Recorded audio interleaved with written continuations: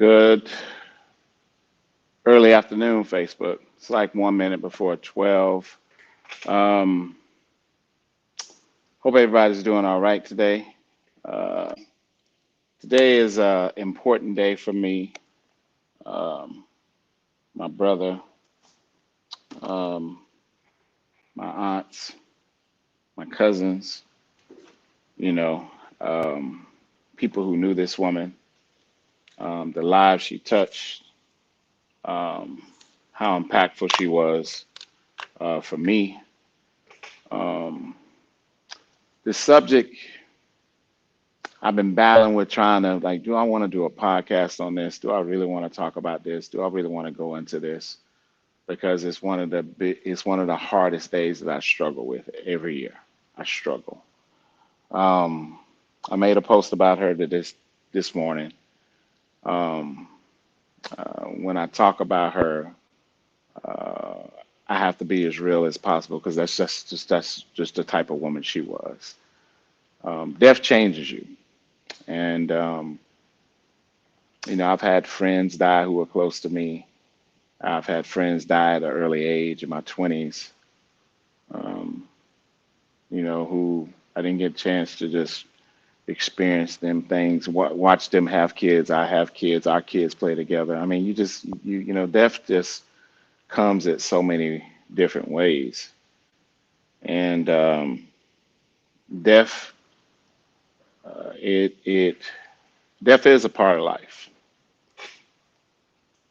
It's it's something that puts things in perspective. For me, I can't speak from everybody else because everybody grieving process is different. Like my therapist has told me on numerous accounts, and I thought it was a pretty dope, insightful thing that she said. She says, the deeper the relationship, the closer the relationship, the harder the grief process is. Not everybody has, and she broke it down. She's like, Sean, don't let nobody tell you how you should grieve or when you should grieve or how long you should grieve. Not everybody has a close relationship to their mother as you and your brother did because it was always you three. Um, the sacrifices this woman made for me after the fact that I known after her death was baffling to me. This woman almost lost her life to save me and my brother of an abusive relationship. The strength and the courage that she had to go through the things that she went through to protect us, things we didn't even know about and we didn't find out until after she's gone and we're grown as men. Um, the how classy she was, how she refused to uh, she refused to be typical. She refused to be average in her process of thinking. Um, I would look at her sometimes and I'm like, I'm never in my life going to have a woman with those type of morals or values. I probably won't even get remotely close to that. Um, I was like, who walks around like this, seeing the good out of totally screwed up situations? Who watches their son go through something bad or get played or screwed over or whatever, get left in the cold or uh, and is just as angry as me, but is so cool and calm even in her angry state. And I'm losing. And I'm all over the place. I'm like the Tasmanian devil in anger, and still in that state looks at me and pulls out something good out of that situation. I just look at her straight poker face and I'm thinking, because I'm not going to say it because the reverence of respect that I have for my mother. Big dude, she's short lady. To me, she was like 10 feet tall, and I wouldn't dare disrespect her. It was yes, ma'am, and no, ma'am, till the fucking day that she left here. Never disrespectful. Never disrespectful. She never had to, no neighbor, no friend, no nobody ever had to come and said, your kids are disrespectful. No, we wasn't disrespectful kids, and that's why I'm so hard on my kids about respect. And I would never budge in that rule. I did a lot of shit in my life, a lot of messed up things, breaking laws, all kinds of this dumb shit that I've done. But one thing I don't have, and a label on my head, is being disrespectful to adults, my elders. None of that. None of that. And I'm proud of that because I always thought about the wrath of Gwen. I didn't want that wrath. There was three women that I was terrified of. Terrified to disappoint, terrified to, to have that disrespect thing. They did not play about that. These women, to me, had more toughness than some dudes out here. And it was my mother, Gwen. Some people know about Belora. It was my aunt. Some people know about Auntie Deborah, Debbie. And boy, Jesus Christ, the woman who I think I feared the most, my G-mom, my grandmother, Miss Louise. I feared those three women, man. I ain't even gonna front. I ain't even gonna lie. Uh, they live by the rule that fear is a form of respect, something that people have gotten away from because they want to be buddy buddy with their kids and all that other, to each his own, man. You do you. I ain't got nothing. I ain't got no dog in your fight. I ain't even got an opinion on your shit. You do what you got to do. But when it came to my mother, the cloth we came from, and how we were raised up, it was a little bit different. It was hard. I would say out of all the grandkids, me and Lynn caught the most hell. Me, Lynn, Toy, and Jonathan, I would say, caught hell. We did. We got it the worst. So, talking about her, doing this podcast on how death changes you. Um, Death has made me realize how short life really is. Death has made me realize that life is too short for anybody's bullshit. Death has really made me realize that life is too short to pretend to be something that you're not. Life has really told me and showed me that when you are at the bottom, when you are at the bottom and your need for what you need and the people you think that's supposed to be there, that's guaranteed to be there, constantly gonna be in your corner, say, oh yeah, I'm gonna always be there, I'm gonna always love you, I'm always gonna be there. The first motherfuckers to bail. Death has really told me a lot of shit about the human spirit of people. It really has. It really has. I don't depend on nobody anymore. I don't ask nobody for nothing anymore. I don't rely on nobody anymore. I damn near don't talk to people no more, hardly. There's a couple. And those couple, we're talking about maybe two or three people. Getting close to me, that shit is like Fort Knox.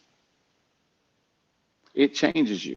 It changes your whole perspective.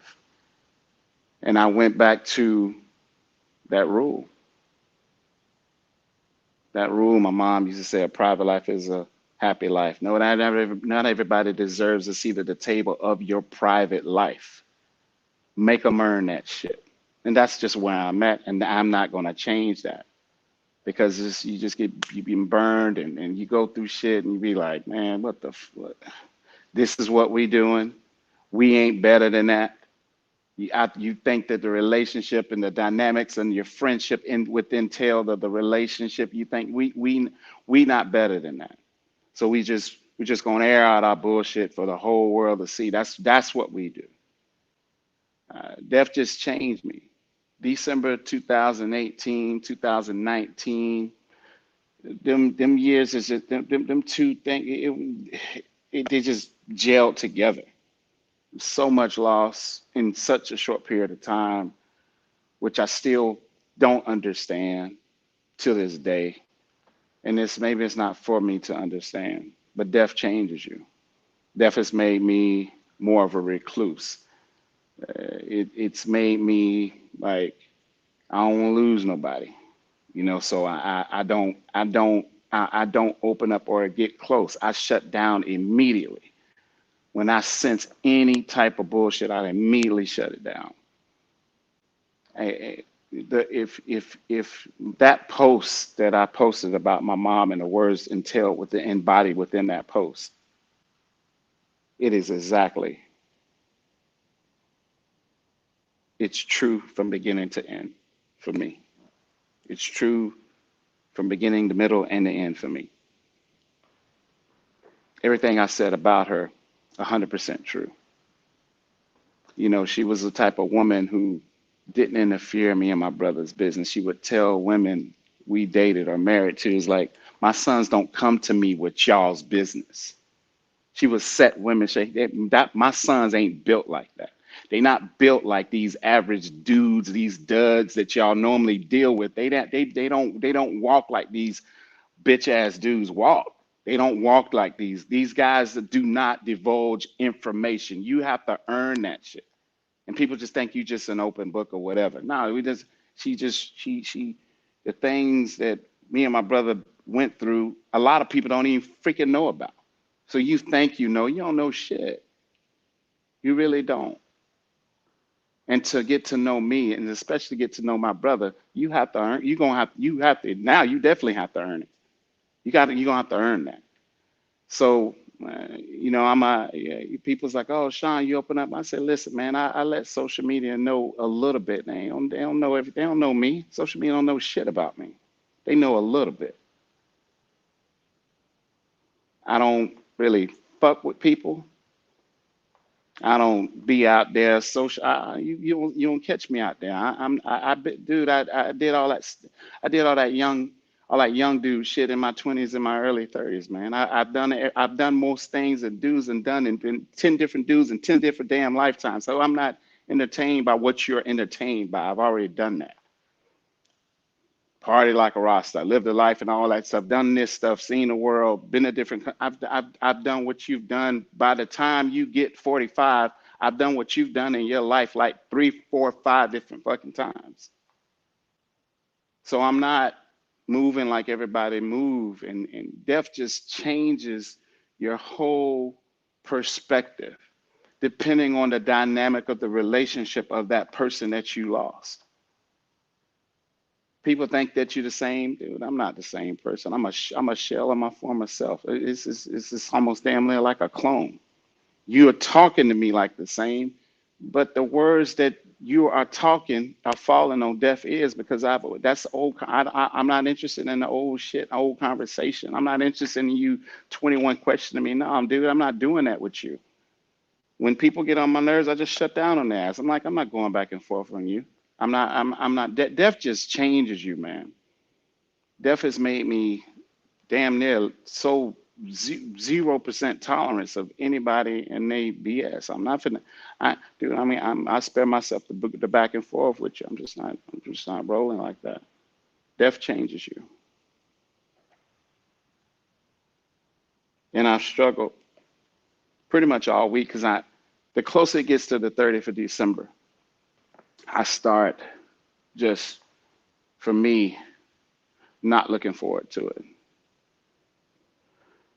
One of the most favorite holidays that I used to love, I wish I could sleep through it.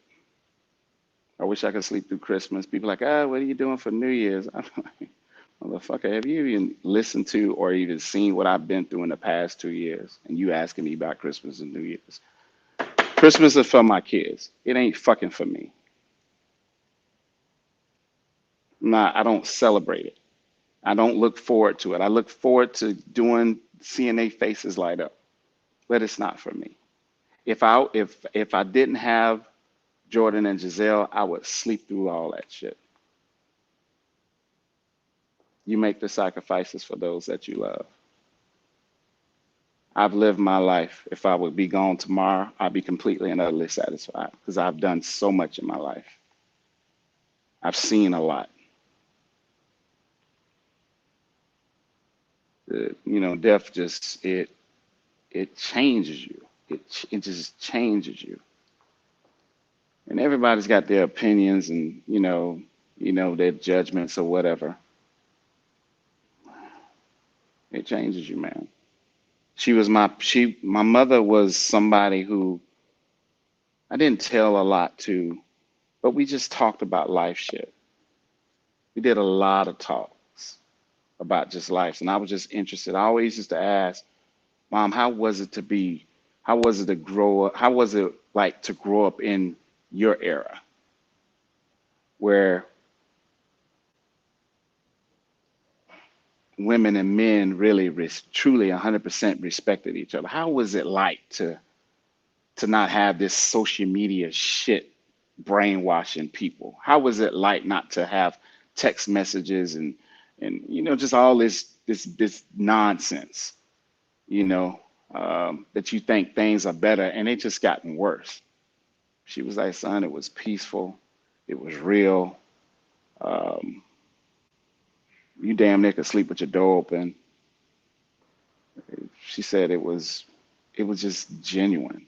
Even the music was different. Like I love listening to old music that my mother grew up with, and I listen to the words because I love to write and I'm a word dude, and I'll be like, God dang man, that shit sound just as dope in 2021 as it did in 1971.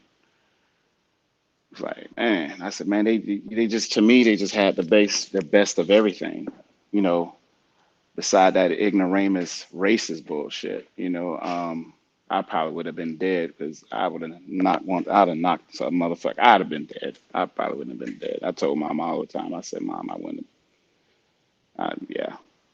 I'd have took a lot of the motherfuckers with me though. But I probably wouldn't have been dead. You ain't putting your hands on me, dude. I don't give a fuck who you are. You kill me, whatever. But death changes you. It just really does. It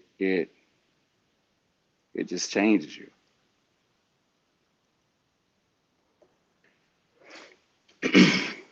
The goal for me is to get through this podcast without breaking down. I miss that fucking lady, man. I fucking miss her. I fucking miss her because it was like she was my balance of calm. She was like I can't explain to you how phenomenal this woman was. She always kept me off that ledge. She always kept me from going too far. She was the voice of reason for me. My, she was my solace. She was my peace, man. She knew me better than I knew myself. I remember her telling me. I remember her telling me I had to be about 21. She said, "You and a woman with a lot of mouth would never get along." And she was right. And I was like, "This woman don't know me. Women with this, and she was right. We just, we it was never a match for me. That combativeness and that masculine shit. I'm like, man, kill your ass over there. I don't need that shit in my life. I'm just not built like that. You know, you got some women who just want to be angry just because they want to be angry. And I'm like, dude, that's just not a mix for me. I mean, You just need a soft dude that's gonna you can just roll over and do that. And I said, I'm not that type of cat, man. This will be a bad situation for the both of us. So I just walk backwards. I don't like being aggravated and constantly. Once I tell you something, it is what it is. Just fall back and just leave me alone with that nonsense. My mother knew me. She knew the type of dude that I was. Always laid back, always chilled, never doing extra, not doing too much, not flashy. I always will be not the cat that want to be in the front. Always the cat that ain't trying to be noticed. That's just not me. I've never been an attention whore. That's just not my speed. To each his own, man. You know, you want all that attention. Good luck to you, brother. It's just not who I am. You know. So I'm on a podcast right now, bro. I get back. Hey, oh, oh yeah, yeah, yeah. Yeah. I got you, man. Yeah. Thank you, bro. Appreciate it. Yeah. So, but you know, I just um, I just been kind of lost without this lady, and it's been a struggle. And I thought it's 2021. She passed in 2018. My uncle Junior passed in. Some people know him by Levy. Some people know him by Tie Dye. He passed in March of 2019. And my auntie Deborah, who was my favorite aunt, passed in December of 2019. You know, people just don't understand how dramatic and how pivotal that death can be. For some people, they ain't even affected by it, and then for some people, man, they never come back from it, and some people are never ever the same. I have not been the same since December 2018. Still got my humor, still kind of crazy, whatever. But that dude that I once was, I just am not that guy anymore. And people want you to be that dude, and they can't understand the reinvention of a different person. I tell people for me, I didn't have a choice. I could not be that guy that I used to be. I had to reinvent myself just to cope. So I've went cold in a lot of areas in my life, and I don't know how to come back from that cold part because I had to cope dealing without without her being here. And I struggle because of the last conversation I had with my mom. I had so much going on at the time, was going to go relocate back to Houston and second location, and it was just so much stuff going on at the time, and I was overwhelmed, and I didn't snap at her. I just kind of got short with her, and mom and my her mom in mom's fashion, she just said, "Okay, baby." And that was the last conversation I had, and I still beat myself up about it. People say, "Oh, you need to beat that self. You don't need to beat yourself." I'm like, dude, you ain't me. So I get it, and you appreciate what people say, but I'm like, dude, you're not in these shoes. Me and my brother, we've talked, we've had so many conversations, man, and of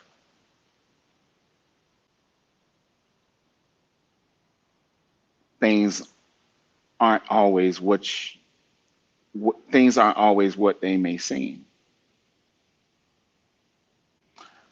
I was talking to a client this morning, and I was telling them the best analogy I have. And some people have, and I said, some people haven't seen this movie. I said, when my mother died, I literally died too. That guy. That guy was prior to December 2019. I mean, excuse me, prior to December 2018. I'm sorry. I died too. And I said, "Did you see Interview of the Vampire?" She was like, "Yeah, yeah, I remember that movie." I said, "Remember the part where, you know, Brad Pitt just walking around? He really didn't want to live no more. But Tom Cruise, bit him in the neck. He died, and then he just came back, and he started seeing everything what it really was." I said, "It's kind of like that. It's a lot like that. I just see things and people for who they really are. I listen to them. It's like the big man upstairs has heightened my senses in every area. When people try to manipulate you with old bullshit, and you be like, you still playing that same old ass card that you've been playing for the past 2 3 years, and I'm not entertaining it. Shut down, hang up, ignore texts. That's what I do. I do not feed into bullshit anymore.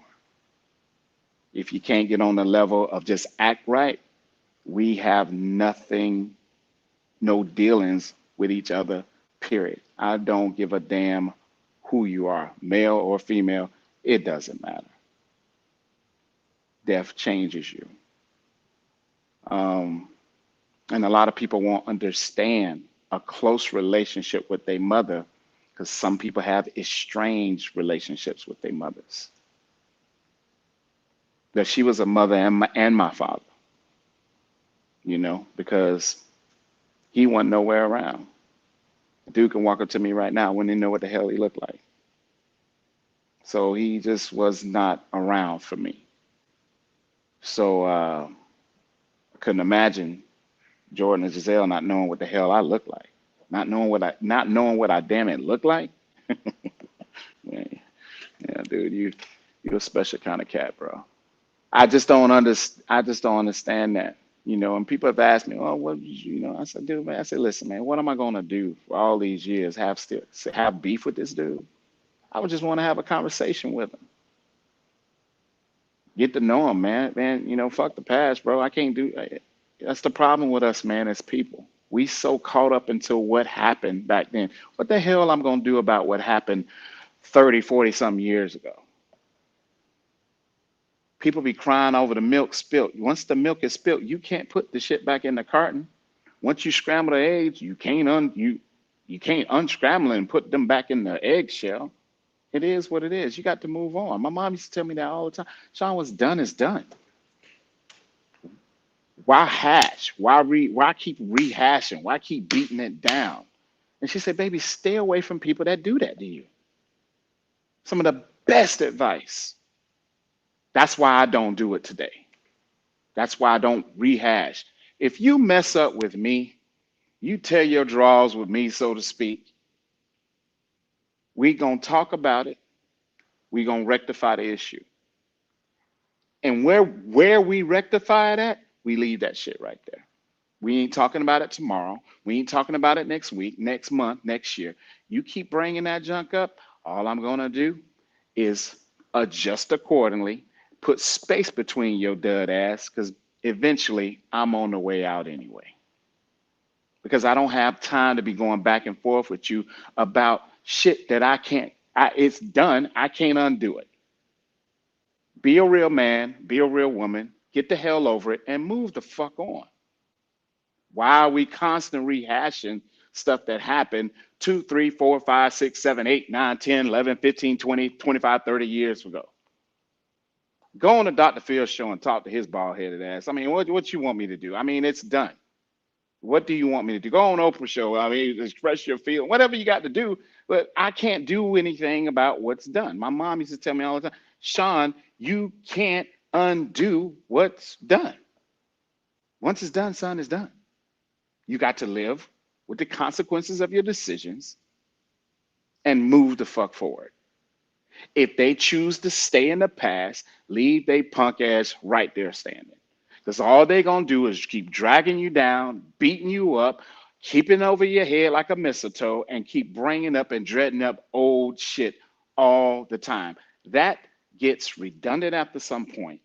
It gets old and it gets tiresome and it is draining as fuck. But you got people that do that and people that stay with those idiots. Yeah, to each his own. That's your problem. You choose to stay in that nonsense. Good luck to you.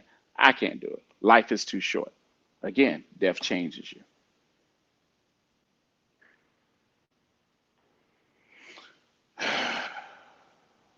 Death changes you.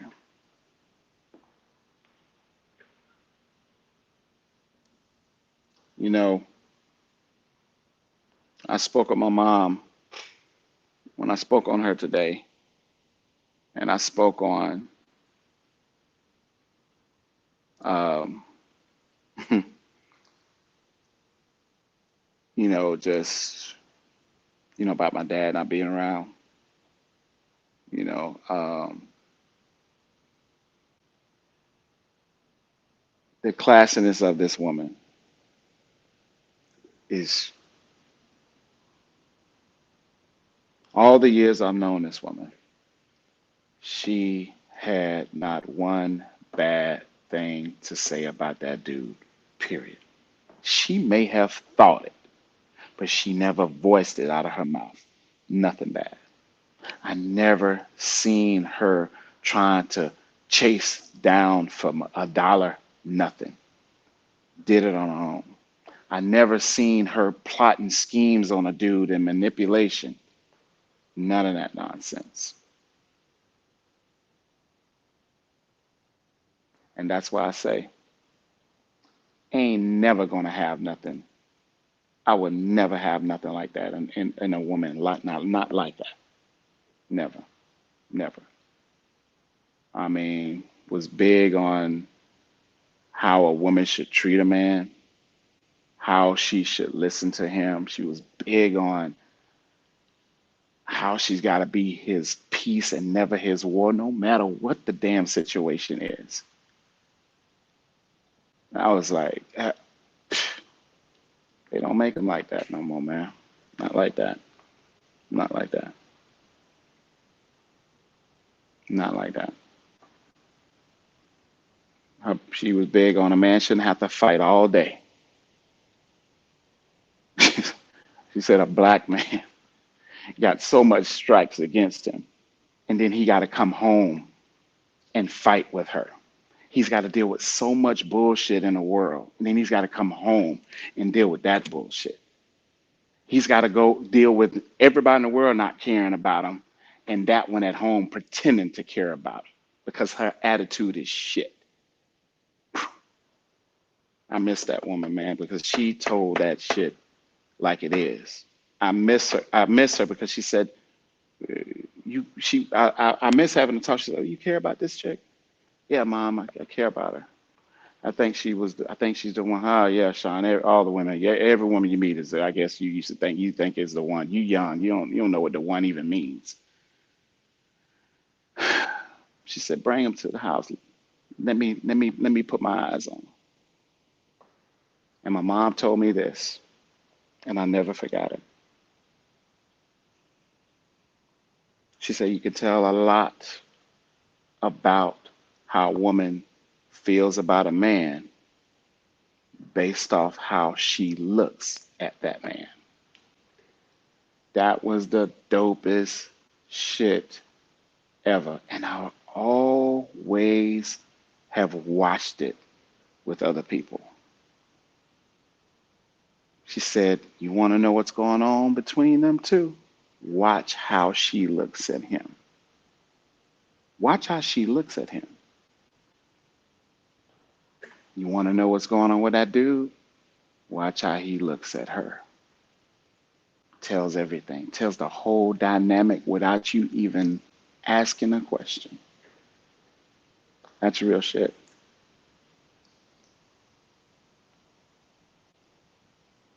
And there was two women that my mother met that she told me straight off rip. Straight off rip that she met. I ain't mentioning who their names were or nothing. She said, them two right there, the way they look at you, They would give their damn life for you, son. They would give their life for you. Yeah. She ain't said it about nobody since then. Yeah. She says, Sean, you can see selfishness in a woman's eyes when she looks at a man. You can see arrogance. You can see it's all about her the way she looks at him. You can see you you can see the self-entitlement in her eyes. The stuff this woman taught me about women that I see today is crazy. I'm like, how in the world can this woman have been right about everything? And how could I be so damn dumb not to have listened to her? If I would have listened to that woman, the shit that I deal with in the present, I wouldn't be dealing with none of it if I would have listened to her. If I would have listened to her say, the way that woman looks at you, the way that woman looks at you, son, you may not get too many opportunities to have another woman look at you that way.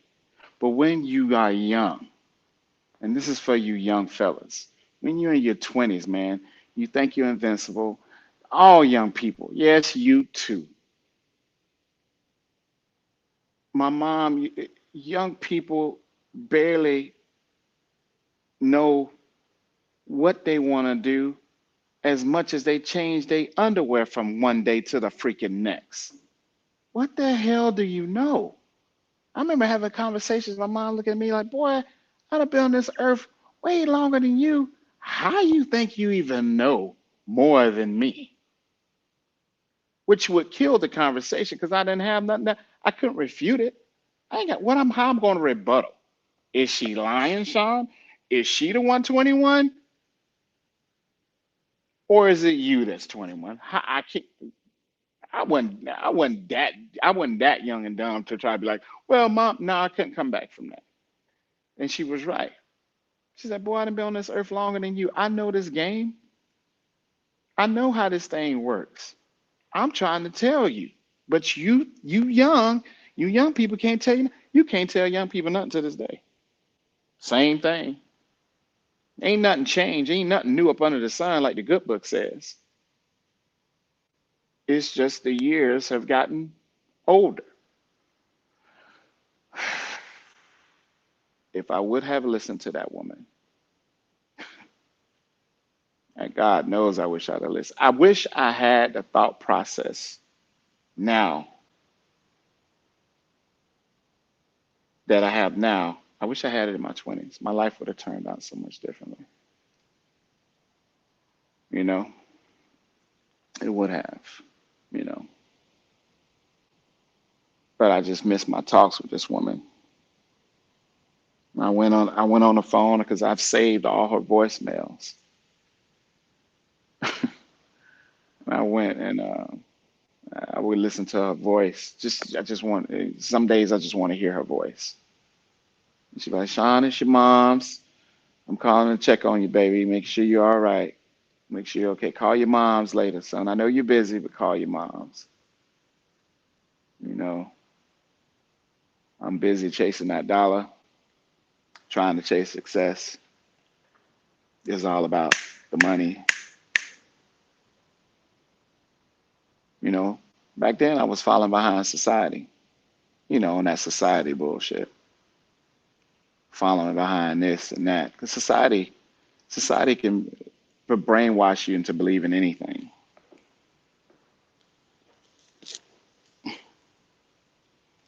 At one point I used to think that money made the man. The more zeros you had in your account makes the man. The car makes the man. The house makes the man. The clothes makes the man. And money makes the man. Then I had a conversation with Gwen, and she got real close to me, and she said, baby, you work so hard, and I'm so proud of you. Because there's at one point in your life, I didn't think you would make it to see 30, 35. You've come out a ton of shit, and you have worked hard to turn things around.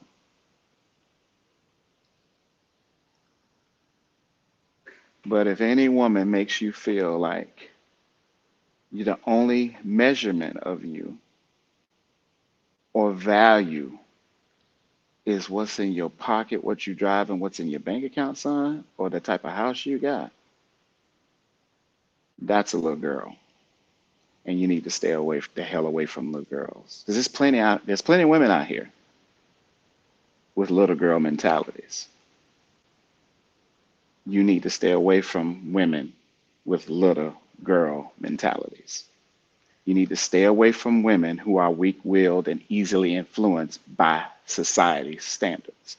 You need to stay away from women who measure and value themselves based off the perception of the public. You need to stay away from women who constantly follow what they constantly see and constantly compare themselves. You need to stay the hell away from them type of women. You need to stay a hell of type from women if you lose everything you got and you ain't got the pot to piss in or window to throw it out of, but you once did, and uh, she's a tulip in the wind. You need to stay the hell away. You need to stay away from those women, son, who are going to come to you behind a plexiglass and break up with your dud ass behind that plexiglass. You need to be careful in the choices that you make because we are good at what we do. And she told me this. I'm the only woman that's going to be, I'm the only woman. You may be lucky and blessed to meet another one that's going to be transparent in our woman bullshit. But most of us camouflage the shit that we do as women. But mom going to tell you the truth because I've done it. They're not going to be, they're not, I was saying, no, they're not going to be, Sean. Too many women, not many. She said, I guarantee you by the time you get ready to leave this earth, the number of women that you would have met in your lifetime that have told you and been 100% transparent about their bullshit, you'll be able to count them on one hand. It is 2021. Let me tell you that number. In 2021, there's only been 2 women who have been 100% honest about their bullshit. She said they gonna be less than honest about their bullshit, but we're gonna want to know 100% of all of yours. That shit is truth and as right as rain. Yeah. Again, I tell you, Facebook, social media, wherever my podcast is streaming on, my YouTube channel, Gwen's Boy Mindset, Twitter, everywhere, wherever it's my business Facebook page.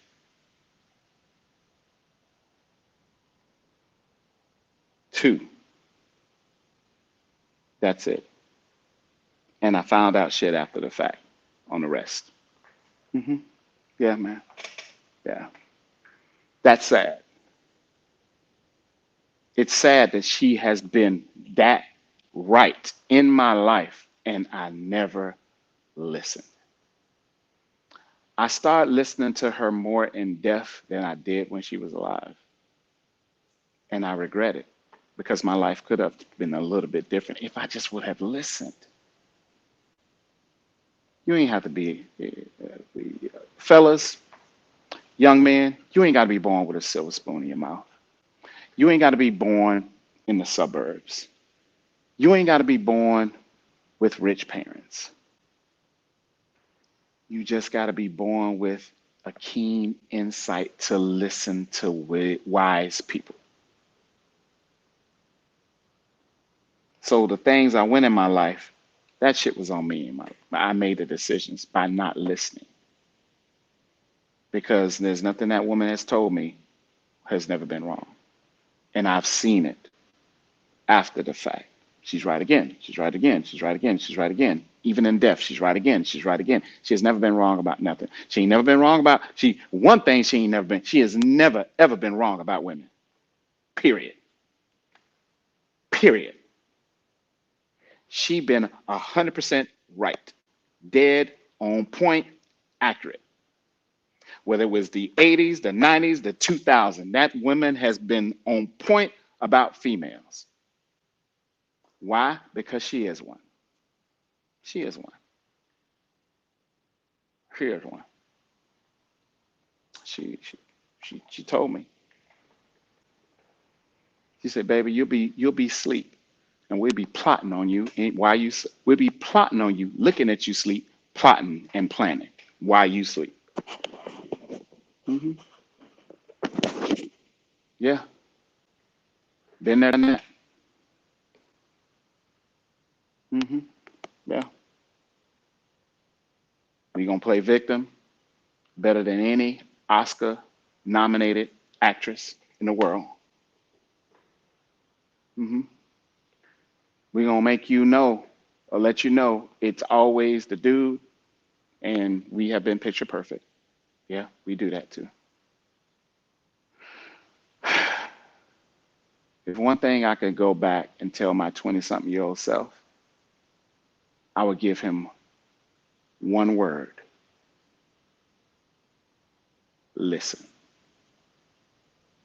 Just listen to whatever your mother tells you. She gonna be right. She got your best interests at heart. She wants you to win. She ain't gonna give you information of no value. She wants you to win. She wants you to win in all areas of life. She definitely wants you to win in that relationship department. She don't want you to be with the wrong chick. She don't want you to be with some chick who just wants you to just do for her. She don't want you to be with a chick who just paper chasing. She don't want you to be with that chick. She wants you to be with a chick who understands the distinct meaning and differences between relationships and partnerships. A relationship theoretically ain't nothing but a one ship. That means everything is on one goddamn joker back. That's a relationship. I don't want nothing of the sort. Period. She said, son, a partnership is as simplistic as this. You open the car door for her, you go around to get in the car. Hell, she is a damn near unlocking and trying to push the door open for you. That's a woman who is selfless, as simplistic as opening your car door for you. Damn. She said, you just got to watch the signs, Sean. If it's all about her in the beginning, it's going to be all about her in the middle, and it's going to be all about her at the end. Listen to what she says. Observe before you move and adjust accordingly. Same advice I gave my son. And I'm going to continue to beat it in his head until he gets it.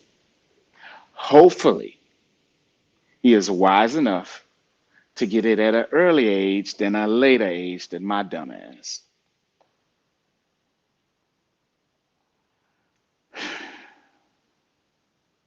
My mom said, Sean, you could do, son. You got a heart of gold. You got a good heart. You got a good heart. You just make bad women choices. You have made the most horrendous woman choices that I've ever seen a man make. That came from my mother. That came from my mother.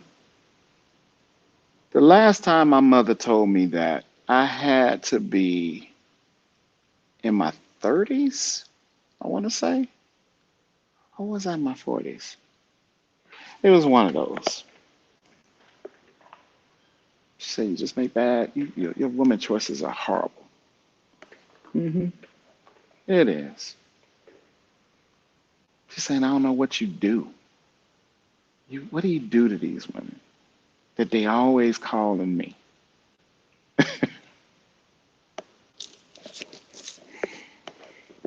Oh man, my younger self, man, my 20s and 30s. She's like, dude, what do you do? What do you do to these women that they're like, can you just talk to him?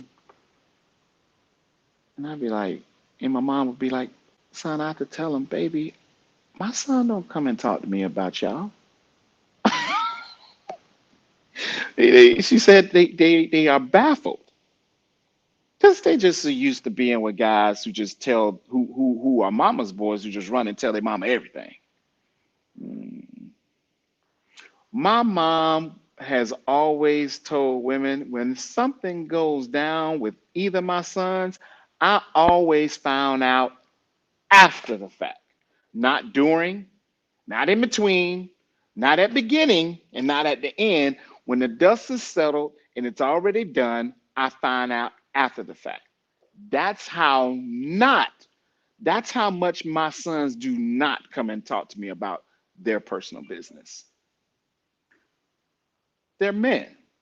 Little boys run to their mom and tell them about their personal relationship problems. I taught them. Don't even tell me nothing about what's going on in your relationship. Don't even tell me anything. And if I get out of place, and if you have to stand up to me, you even shut me down. That's a real mom who wasn't never trying to infiltrate. She has never tried to infiltrate. She never wanted to get in the middle of that stuff. And we kept that. And we still keep that to this day. That's what real men do. They don't run back. Real men don't pillow talk. They just don't. They just don't. You're gonna have to dig. Because he ain't pillow talking with you. You're gonna have to dig. Mm, mm. It's just this is how it is. If he pillow talking, trust me, that joker is pillow talking about you too, ladies. If he pillow talking about anything, he pillow talking about you too. My mom always said this, you can't keep a healthy relationship when everybody in your business, baby. A private life is a healthy life. You can't keep a healthy relationship, baby, if everybody's in your business, baby. A private life is a healthy life. You can't keep a healthy relationship if everybody in your business, baby. A healthy, a private life, a private life, a happy life, a private life is a happy life. That's what it is. A private life is a happy life. I've said it once, I've said it a couple of times, a million times. At my mom's funeral, everybody went up there and talked about her. Every person always, each person said something about how private Gwen was. So that happy life is a private life, happy life thing. I got that from her. It ain't mine. Never came from me. So I can't take credit for that. Some people don't believe in that code. Oh, what are you trying to hide? No, you big ass dummy. I'm not trying to have people in my business. You think what you want. If you got a problem with it, you do have options. You can choose to go left, right, front, or back. You do have options. Do what you got to do. But I'm not changing to conform or transform just because you want your business out on Front Street. There's plenty of other dumb dudes that will comply with that just because of the way you look. But contrary to perfect popular belief, I've had better looking than you, and I've always had good looking. So that doesn't really appease to me too much. You got to have a little bit more than just the way you look for a real man. You got to have a little bit more than that of substance, because that weak man gonna fall for that bells and whistles thing. Come on, man, get the fuck out of here. So here's the thing: death changes you, and death can change you one or two ways. It can change you for the good or the bad. You know, when mom died, I did a lot of self medication just to sleep. just asleep. Today is a tough day. When she was buried in January is a tough day. My uncle burial, his death is going to be a tough day. My auntie Deborah, tough day. Got another one. Her anniversary's coming up.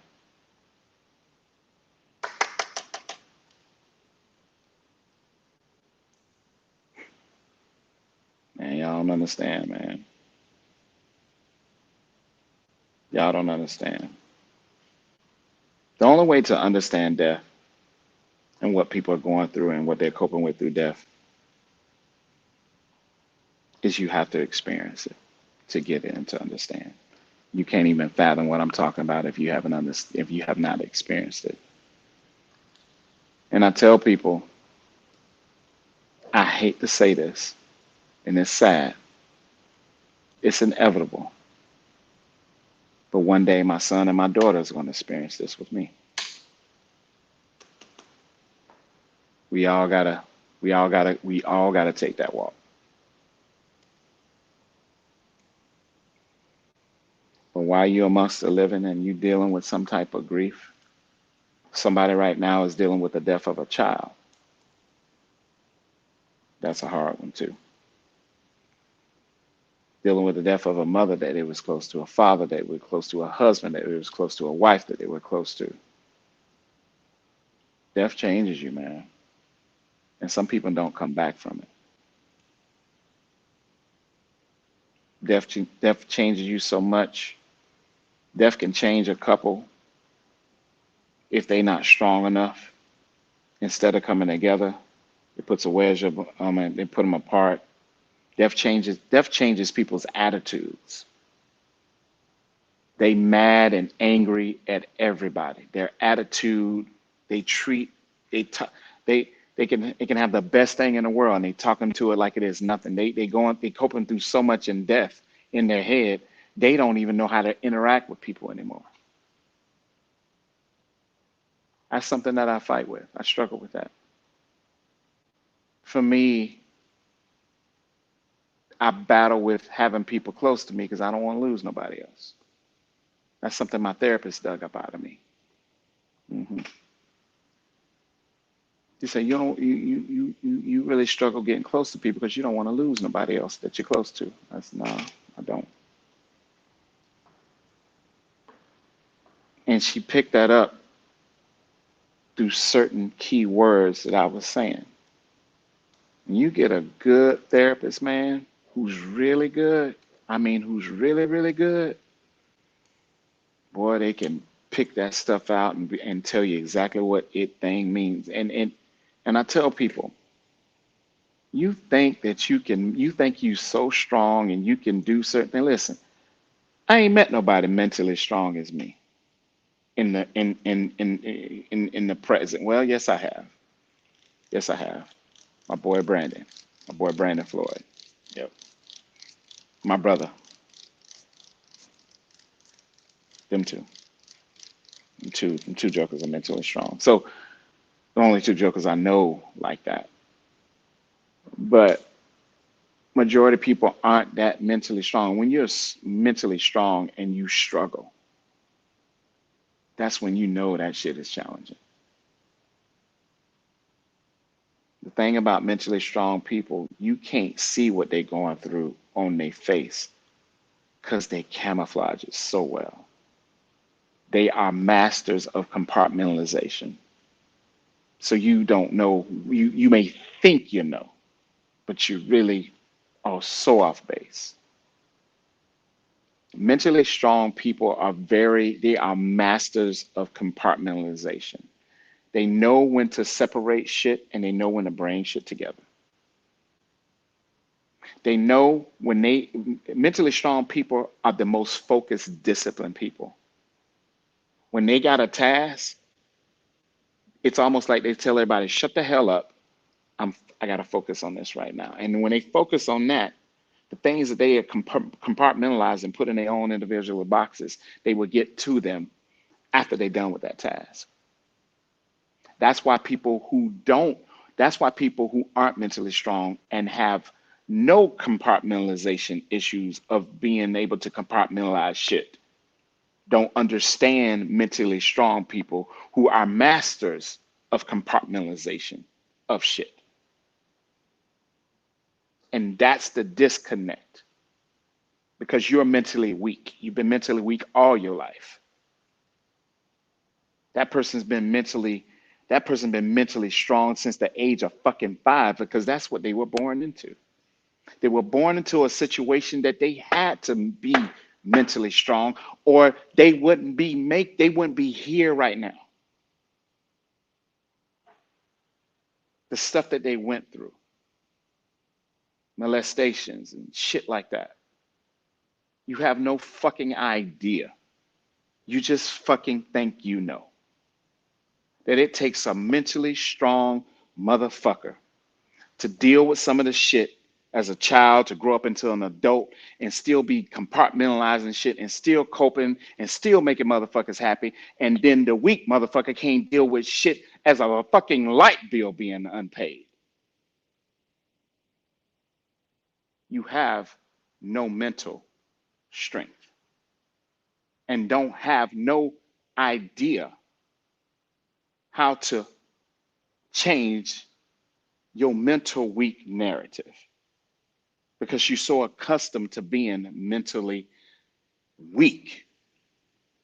You don't know what it's like to go without a damn meal. You don't know what it's like for the lights to be off. You don't know what it's like to sit in an apartment for a summer and it's just burning up fucking hot. You don't know what it's like to walk to school and the rubber's falling off your goddamn soles. You just don't know what it's like to not know where your goddamn next meal is coming from. You don't know what it's like. So when you struggle as an adult, because every freaking thing has been given to you, and when things go wrong, you really struggle because you don't understand the fight of the struggle. So this death shit that people be going through, and y'all be out the outside looking in, judging these jokers, and you don't even know your time is coming. So when you was non-sympathetic and non-empathetic to the person that's struggling through that death, and be like, oh God, they're not over that yet. Oh, they're not over that. You black-hearted motherfucker. When that time comes for your ass to go through it, and empathy and sympathy doesn't land at the feet of the foot of your doorstep, that's your freaking karma. That's it right there. Death changes you. It is nothing that should be taken lightly. And anybody out here struggling that you're not getting the help that you need, thinking that you can do that shit on your fucking own, you need to get the help that you need before it takes your ass up out of here. Because it's a serious thing. Mental health issues are very, very serious. Depression, I thought it was like Santa Claus. I thought it was a figment of people's imagination. I used to be that empathetic, that non-empathetic, that non-sympathetic sympathetic person who used to pretty much call people who had mental health depression issues and that were struggling, I used to call them weak until that shit landed at my doorstep. I never knew what depression really was until it landed at my doorstep. I thought I was invincible, Superman, until that depression shit landed at my doorstep. That depression shit is shit you can't fucking see. You can't grab it. You can't physically fight it. You can't see that shit because that shit is all up in here. You could be happy one minute, sad the next minute, want to kill yourself the next hour. It's serious shit. Depression is a serious thing. And my depression is a cause of all the goddamn deaths that I experienced in a short period of time. I ain't got time to fucking grieve over one to the other. The one to the other. It's you got all this shit, and then you got to work, and you got to appease this person, you got to please this person, and you got to take care of your kids, and you got to do this, and you get in stupid ass arguments and discussions with the opposite sex over shit that they ain't even thinking about what the fuck you're going through. You know why? Because it's all about fucking them. It's all about them. These selfish bastards out here who can't put nobody in front of themselves, even in death. That's the type of world we're living in. Lovers of themselves, self entitlement. Oh, my grief is more important than your grief. My feelings is more important than yours. Okay. How about, motherfucker, you lose 4 fucking people in a certain time span and tell me how the fuck you be feeling? How about that? See, nobody wants to talk about the real shit. You see what I'm saying? And you talk to that person as if they ain't going through a goddamn thing, and you don't even have the audacity, you don't even have the kindness, you don't even have the love in your soul and spirit and in your heart to be concerned about what they go through, because it's all about you. It's all about your fucking feelings. You got people out here that's like that. It's all about them. And then I look at them and I look at their life and I look at their situation. That's why you can't keep no fucking body. That's why things don't work out for you. Your motives, how you move, that shit is toxic. It's fucked up from the word go. And you think you entitled to something. You know what? You get what you give.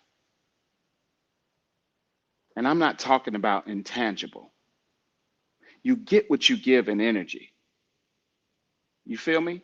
You get what you give in spirit.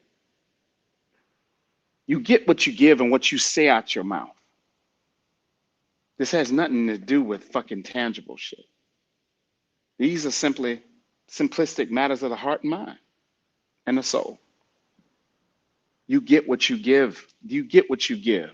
And you're going to keep getting that bad shit until you change your nasty ass attitude, your demeanor, that order, and your energy. My mom has said it best. You can't fake passion and you can't fake positivity, baby. You either positive in this world or you a negative motherfucker trying to pretend to be positive.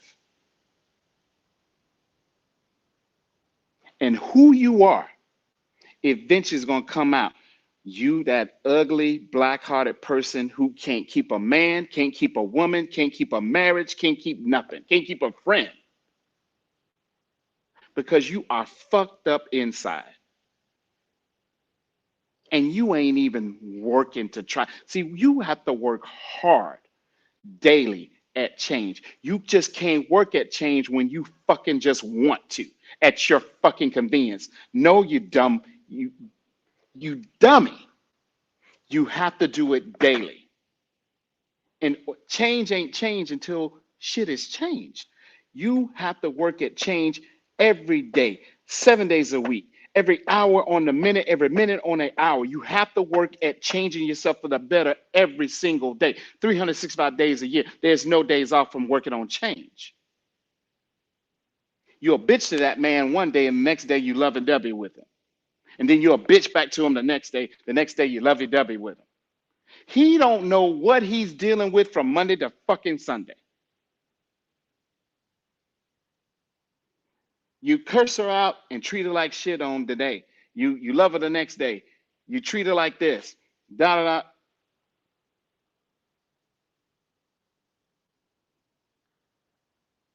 You either working on change every day or you ain't working on trying to change at all. But death does change you. It does. Death changes your whole perspective in life. Death has made me, and me and my brother had this conversation, that things we thought that was important ain't even relevant anymore.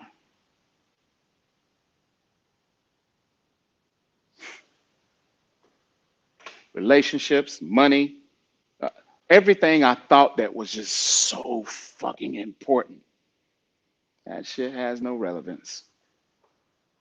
None. None.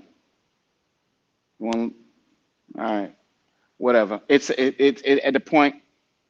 Yeah, and it's melancholy. It's melancholy mixed in with nonchalantness for me. That's how death is. I'm like, oh, Sean, well, this ain't gonna work out for me. Okay, I don't even argue no more. All right, I'll be exactly what you want me to be. Okay, oh, I don't want to be with you. Okay. Oh, Sean, you this. All right. Not even. Uh, my bitch session moments. I've retired from them. I'll be whatever you think, whatever you assume. Yep, I'm fucking them all. Everybody in the whole world. I'm doing whatever you think I'm doing. Death changes you, man. Death changes you from compartmentalizing bullshit opposed to shit that really matters and that's truly relevant. It breaks it down in three different boxes: relevance, irrelevance, irrelevant, bullshit. And that bullshit gonna always have the highest percentage. So I don't even entertain it. Be fucking mad. Be mad till the fucking cows come home. I'm I'm planning. Don't worry. You'll get to notice eventually. But you get to the point to where what more I got to do than damn near take my own self out in order for people to fucking understand. Dude, I'm going through some shit. But the fight is when the big man upstairs give you another brand new mercy to wake up, another day to fight, and keep fighting, and keep fighting. Because the fight, one person is seeing that dude fight through all this shit. You are an inspiration to at least one person who is going through the same shit. If he can do it, if she can do it, I got hope. I got to keep fighting.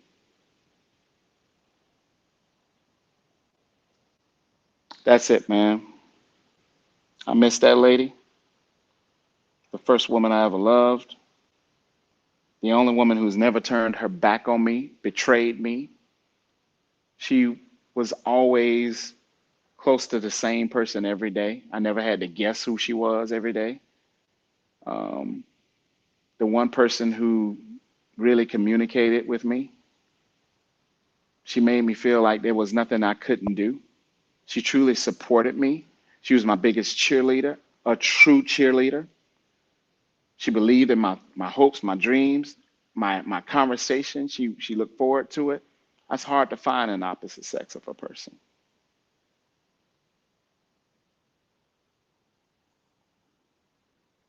She's the epitome of everything that a real, genuine woman should be. Symbolizes beauty and strength, classiness and sophistication. Good mind, positive, so positive. I miss you, mom. I miss that lady. I miss her. I think about her every day. Fellas, my mom told me this: Sean, get you a woman that's going to look at you as if there was no other dude on the fucking planet. Look at you as if she look at you like her breath depended on, without you she would just feel like, she looks at you like you're worthy of the air that you feel me? She looks at you like you are just like the just everything. And she treats you as such and she talks to you like that. She don't talk to you like she don't talk to you like, you're just some normal dude on the street. She talks to you like you're her everything. She concerned about you every day.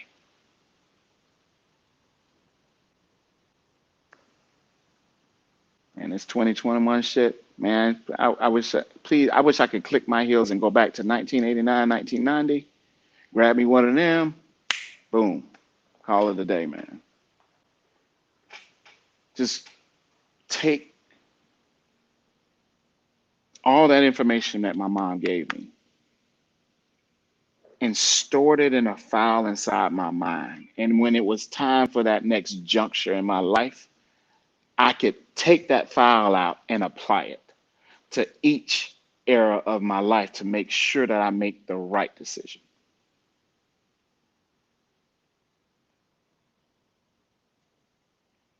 Yeah, I just wish I would have listened. So for you young man out there that got good mothers that is pouring into you about this life stuff and relationships and how women really are and how you should be moving as a man, listen to her. She ain't setting you up for failure. She's setting you up for the win. And you will win if you listen, but you're going to lose big if you don't. And I lost big. And that's why I'm gonna keep talking to my son. And oh boy, and when my daughter, my daughter gonna have the 411. I'm giving her all the information. I'm giving her the whole freaking playbook on men. I'm giving her the playbook from A to freaking Z. I'm giving her the whole playbook.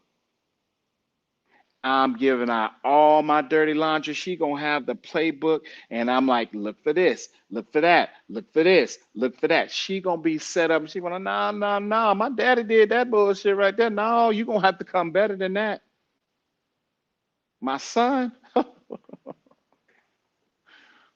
Jordan, you know I got you, baby. I'm already giving you the playbook. We started when you was 12. No, and I pray that they both listen and apply, not just listen and don't apply like my dud ass did.